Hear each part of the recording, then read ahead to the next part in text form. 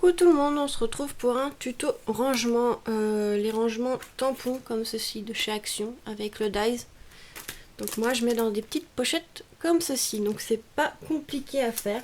Donc on a besoin, vous savez, les sachets de protection comme ceci qu'on peut trouver justement à Action. Moi je prends du A6, donc le format A6, donc c'est ceux qui sont en rectangle. Il nous faut ça. Un papier, donc moi je prends ceux-là, je vais peut-être prendre un plus épais. On va prendre du papier de à peu près 160.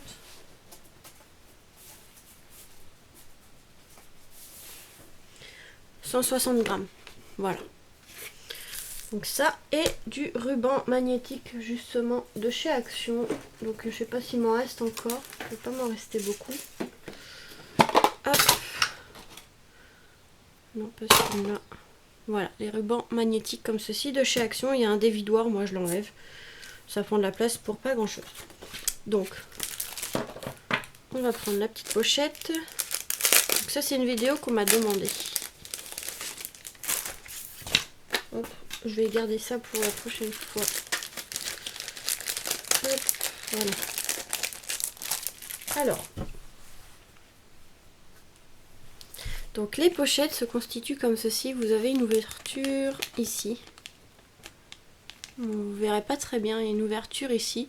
Et en fait, on va venir couper au niveau de l'ouverture parce que ici, ça, on n'en aura pas besoin. Donc, ce qu'on va faire, moi, je vais prendre un ciseau. Je vais pas m'embêter. Prenez un ciseau et on vient couper au bord comme ceci. Donc, c'est pas évident parce que c'est transparent. Donc, voilà. Donc, on coupe au niveau de tout ça pour que ça soit tout plat. C'est pas évident à montrer, voilà. Alors qu'avant il y avait l'ouverture qui dépassait, donc ce petit bout là, hop, poubelle. Ensuite on va venir du coup couper notre papier.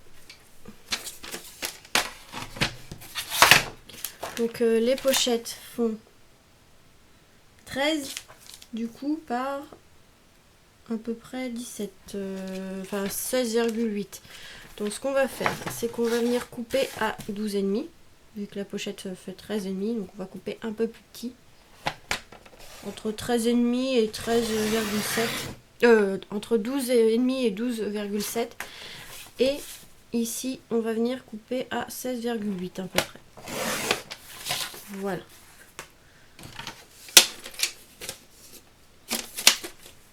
Tac. Donc avant, on vient vérifier, mais normalement, ça rentre dans la pochette. Vous voyez, hop. Voilà. Alors, on va venir ici prendre notre die, enfin notre set de tampons avec le die. On va venir ouvrir. Tac. On vient décoller le set de tampons et le die, et ça on n'en a plus besoin. Donc je fais ça surtout pour les tampons que je vais utiliser le plus souvent. Le tampon, enfin la planche de tampon avec le dies que je vais utiliser le plus souvent. Les autres que pour l'instant j'utilise pas, ils sont encore emballés comme ça. Donc là on va venir en fait le coller comme ceci. Donc je vais pas m'embêter, je vais juste prendre une souris double face et on va venir faire une petite croix sur la feuille. Voilà. Je sais pas si vous voyez bien avec la lumière, c'est pas évident. Voilà, il y a une petite croix en double face. Donc soit la souris, soit autre chose, hein. Vous mettez ce que vous voulez, de la colle. Et voilà. Donc là, ça tient. Vous voyez, hop, ça tient bien. Et on va venir en fait prendre le ruban magnétique comme ceci. Et on va venir couper deux petites bandes. Enfin, la taille que vous voulez, hein, ça dépend de la longueur du dies. Là, il n'est pas très grand, donc je vais pas faire une très grande longueur. J'ai mal à parler. Voilà, juste ça suffira. Mais je mets deux hauteurs quand même. Bon, il y en a un plus petit que l'autre, mais c'est pas grave. Le principal, vous voyez, hop, c'est qu'on puisse glisser notre dies dessus. Et voilà. Notre rangement il est fait, il est vraiment pas compliqué du tout à faire. C'est juste couper le papier à entre 12,5 et 12,7 de largeur et 16,8 de hauteur. Et voilà, notre pochette elle est faite.